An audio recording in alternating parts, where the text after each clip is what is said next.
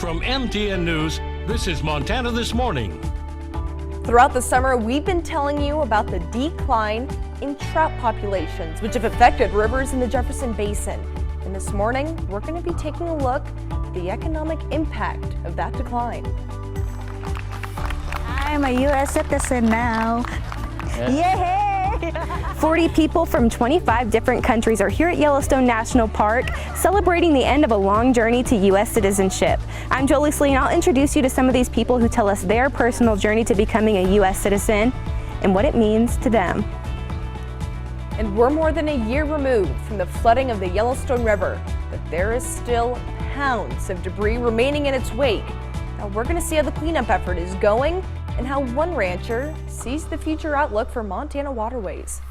Hunter education course is important for youngest hunters to learn important skills, but really to learn how to hunt, you need to be out in the field. This week, we're going to talk about a program unique to Montana that allows the youngest hunters into the field to learn those skills without competition from anyone else. Alrighty, it is 6:32 on this Monday morning. Jay McDonald and Chief Meteorologist Mike Hurd with us. Mike, how are you doing on this Monday morning?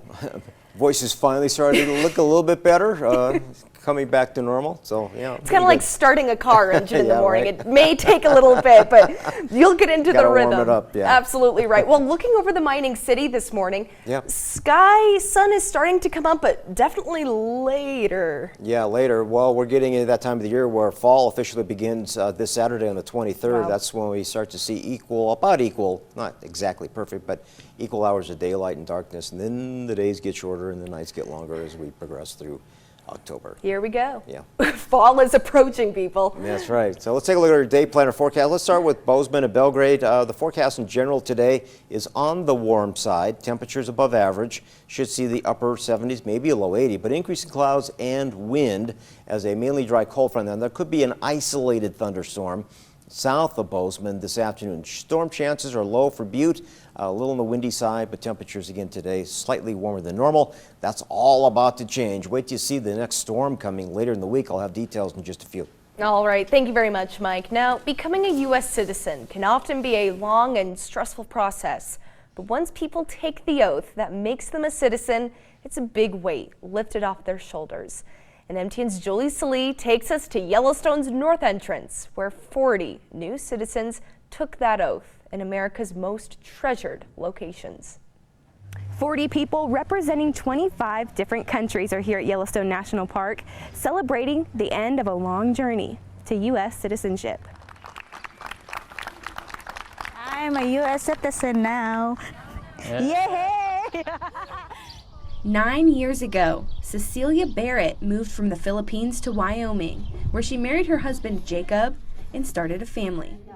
Jacob says he's seen Cecilia put in countless hours to gain citizenship, and finally watching her receive her naturalization certificate was a special moment. Pretty emotional. Yeah. Watching her study her every day and just seeing her really struggling to try to get things right. I was very, very proud of what she's done. Hard work, but Cecilia says she'd do it all over again. It's worth it, wait for long, but all that study hard for the history. So. The naturalization ceremony marks the beginning of a new chapter for these 40 citizens originating from places all over the world, but finding a new home in places like Idaho, Wyoming, and Montana. In the crowd, you see a melting pot of different cultures, people with new stories and perspectives to be shared. Families and friends stood off to the side with proud smiles on their faces as they watched their loved ones achieve recognition for the commitment they've shown. The U.S. Citizenship and Immigration Services often participates in naturalization ceremonies at museums or national parks to celebrate the end of an immigrant's journey to citizenship and honor them. A new sense of freedom and accomplishment that Cecilia says she looks forward to. I made it. All the emotion, I can't explain it, but here we go. I'm a U.S. citizen now. I'm proud of it. In Gardner, Jolie Slee, MTN News. An amazing accomplishment to each and every single one of those 40 new U.S. citizens. Congratulations, everyone. Now, sticking around Yellowstone National Park, we're more than a year removed from the historic flooding of the Yellowstone River that impacted lives and businesses through the Paradise Valley and beyond. And MTN's Diane Parker explains how massive amounts of debris is still being cleaned up more than 1 year later. It's been over a year since historic flooding hit Montana in June of 2022. Since then, piles and piles of debris have been removed from Montana's waterways, but there's no question a lot of debris still remains, and that has some concern.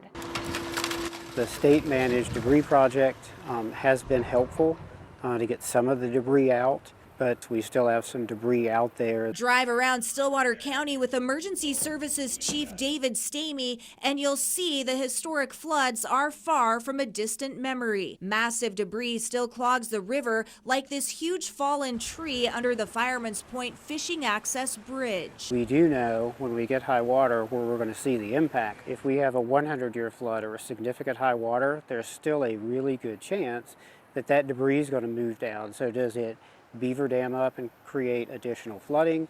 Does it damage a bridge? And if damage happens, where does the liability fall? Many questions remain, but one thing is certain: much of the debris has been removed by the State Disaster and Emergency Services Project, a partnership with FEMA. DES says the final number is 150,000 cubic yards, but Montana DES also estimates there's still 1 to 2 million cubic yards left. I wish that we could get more debris out. Noel Keogh is one of the many landowners dealing with all that debris. The water was pocket high on his ranch near Absaroka. This program with DES and FEMA has sure helped clean up the tin and toilets and all the things that came down from the 7 houses above us that washed out. Several tons of debris on his property have also been moved to these incineration piles, all of it expected to be burned in the next few weeks. There was a lot of fence that got tore out or flooded over and laid down. I've still got some of that to get to,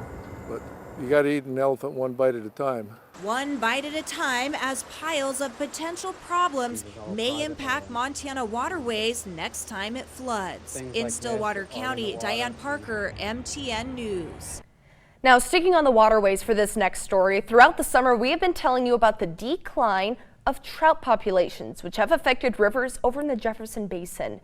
And MTN's Phil Van Pelt spoke with FWP about what they are doing to manage the decline and how that could have an impact on Montana's economy.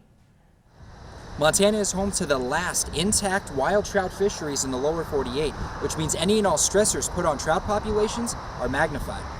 In Montana, fly fishing is a way of life for many, and fishing in general is a major economic boon for the state, bringing in $907 million annually. But in places across the state, like the Jefferson River Basin, trout numbers have declined by 20 to 25%, and the challenges facing these fish are multiple. How many people have moved into Montana in the last decade, and out of those number of people, how many are recreationalists, including anglers? That's just more pressure. So throw in some bad weather, some hot weather, some low water. It's a recipe for a declining population to me. Rich Ramersa is the owner of East Rosebud Fly Shop and said the last few years have been out of the norm. Travel traffic seemed to be down a little bit, although after the last 2 summers, I'm not even sure what normal traffic is anymore. Chrissy Webb is the communications manager for Fish, Wildlife, and Parks and said while the numbers in Yellowstone and surrounding counties are relatively normal, trout require stability to thrive. They're more of what we consider a cold water species, so they really need that cold, clean water to do well. And with these sort of prolonged periods of drought that we've been seeing in a lot of places across the state, they're of course faced with a lot of challenges. With one specific challenge on the radar of Fish, Wildlife, and Parks. We're still working through the process of figuring out what an increase in angling pressure could do for these fish. Ramersa mentioned that while this season has been successful, trout face a very unique battle in the Treasure State. Montana does not stock its rivers and streams. So we don't do that. A lot of states do, but we don't.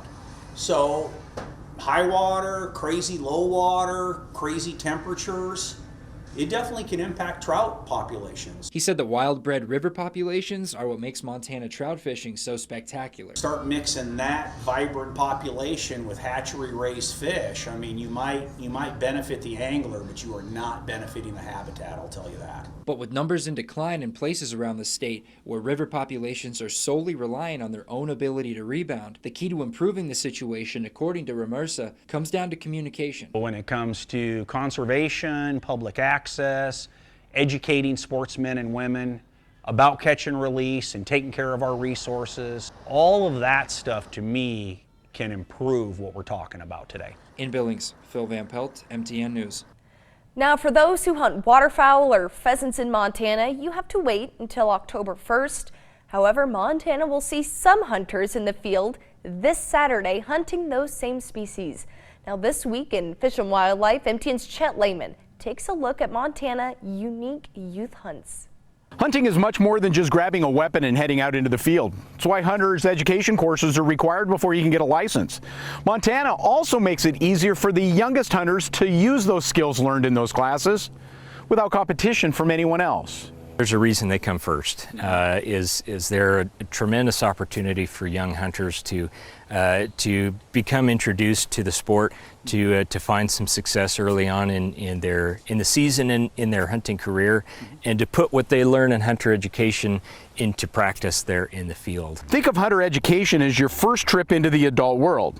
You'll learn about hunting and firearms, and then you can get a license to use those adult weapons. Those are the classroom skills. Youth hunts are where it all comes together.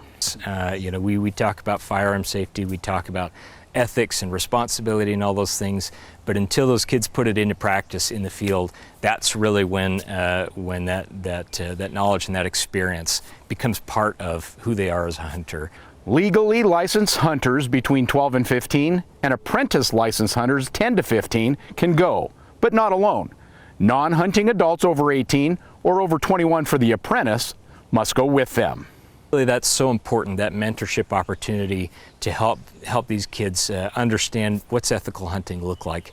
How do we be responsible and legal and safe in the field? And so these youth hunt opportunities like what we have starting here in September are really a tremendous opportunity to get that started. Now, just a reminder, this weekend's hunt for only certain waterfowl and pheasants, the youth deer hunt season, will come up later in October. This week, out in the field with Montana youth. Chet Lehman, MTN News.